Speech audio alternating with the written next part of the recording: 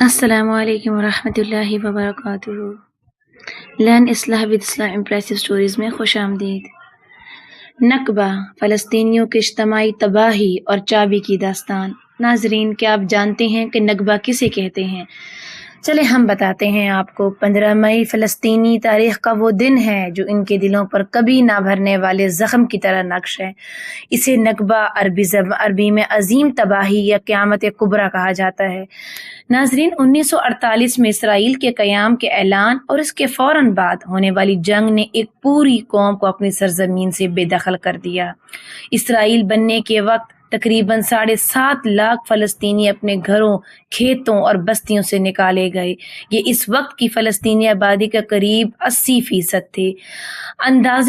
اندازہ ہے کہ 400 کے قریب بستیاں ہمیشہ کے لیے صفحہ ہستی سے مٹا دی گئیں۔ ان گھروں پر قبضہ کر لیا گیا، کھیتوں کو اجاڑ دیا گیا اور ان کے مکین پناہ گزین کیمپوں اور اجنبی زمینوں پر جا بسے۔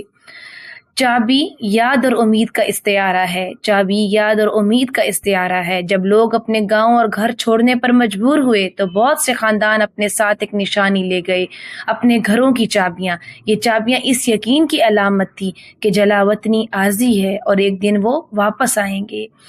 آج 3 نسلیں گزر جانے کے باوجود یہ چابیاں فلسطینی ہاتھوں میں محفوظ ہیں۔ ان میں سے اکثر زنگ آلود ہو چکی ہیں، لیکن ان کا مطلب زندہ ہے، ان کا مقصد زندہ ہے۔ یہ چابیاں ہر 15 مئی کو نکبہ کی یاد میں بلند کی جاتی ہیں تاکہ دنیا کو بتایا جا سکے کہ فلسطینی اپنے وطن کو بھولے نہیں۔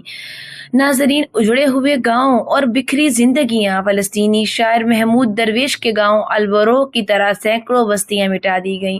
آج ان میں سے اکثر جگہوں پر اسرائیلی بستیاں آباد ہیں یا زمین بنجر چھوڑ دی گئی ہے، مگر فلسطینی اب بھی اپنی شناخت انہی کھنڈرات سے جوڑتے ہیں۔ ان کے لیے یہ صرف جغرافیہ نہیں بلکہ یادداشت اور وراثت ہے۔ وہ جہاں بھی رہتے ہیں خود کو انہی اجڑے گاؤں کا باسی کہتے ہیں جنہیں انہوں نے کبھی دیکھا ہی نہیں۔ قرارداد 194 اور حق واپسی، یہ کیا ہے ناظرین؟ 11 دسمبر 1948 کو اقوام متحدہ نے قرارداد 194 منظور کی، جس میں صاف کہا گیا کہ جو پناہ گزین اپنے گھروں کو واپس جانا چاہتے ہیں انہیں اجازت دی جائے اور جو نہ جانا چاہیں انہیں معاوضہ دیا جائے۔ مگر ناظرین، اسرائیل نے ہمیشہ اس قرارداد کو مسترد کیا۔ اسرائیلی موقف یہ ہے کہ اگر 5 یا 6 ملین فلسطینی واپس آ گئے تو یہودی ریاست کا وجود خطرے میں پڑ جائے گا۔ یوں فلسطینیوں کے حق واپسی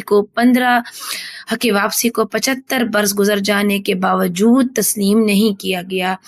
ناظرین، نکبہ کی دائمی حیثیت کیا ہے؟ نکبہ فلسطینیوں کے لیے محض ایک تاریخی واقعہ نہیں بلکہ ان کی اجتماعیت یادداشت کا حصہ ہے۔ یہ واقعہ ہر فلسطینی کے خاندان کی کہانی میں زندہ ہے۔ کسی نے اپنا گھر چھوڑ دیا، کسی نے کھیت اور کسی نے پورا گاؤں۔ یہی وجہ ہے کہ نکبہ ان کے لیے صرف ماضی نہیں بلکہ حال بھی ہے۔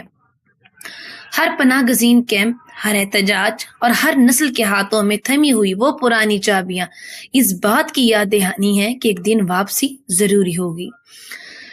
اب فلسطینی نکبہ ہمیں یہ سکھاتا ہے کہ زمین اور وطن کی محبت کو نہ وقت زنگ آلود کر سکتا ہے اور نہ طاقت چھین سکتی ہے۔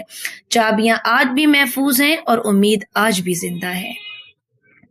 ناظرین، التماس سے دعا ہے، یا اللہ، موت کی تلخی، قبر کی سختی، حشر کی شرمندگی، جہنم کی گرمی سے ہماری حفاظت فرمائے۔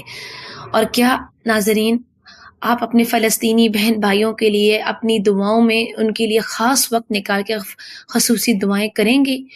یہ ہم سب پر فرض ہے کہ ہم اپنے مظلوم مسلمان بہن بھائیوں کے لیے، چاہے وہ فلسطین ہو یا کشمیر، جہاں کہیں ہمارے مظلوم بہن بھائی، مسلمان بہن بھائی ہیں، اللہ پاک ان پر رحم فرمائے، ان کے لیے آسانیاں فرمائے، اور اللہ سبحانہ و تعالیٰ ان کو اپنی جو ان کے گھر ہیں ان کو اپنے گھروں میں جا بسائے۔